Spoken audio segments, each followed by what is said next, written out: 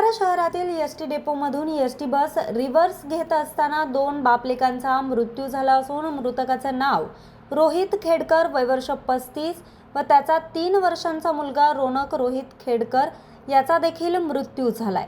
रोहित हा आरोचं पाणी वाटप केंद्र चालवत होता। नेहमीप्रमाणे त्याने रिकाम्या आरओ कॅन नेण्यासाठी तो एसटी डेपोमध्ये आला। तितक्यात बस चालकाने एसटी बस रिव्हर्स घेतली आणि त्यात बापलेकांचा मृत्यू झालाय।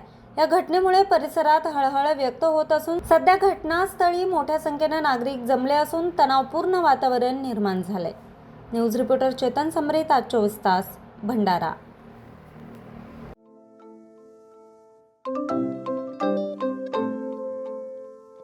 नवनवीन आणि ताज्या घडामोडींसाठी आज 24 तास सबस्क्राईब करा।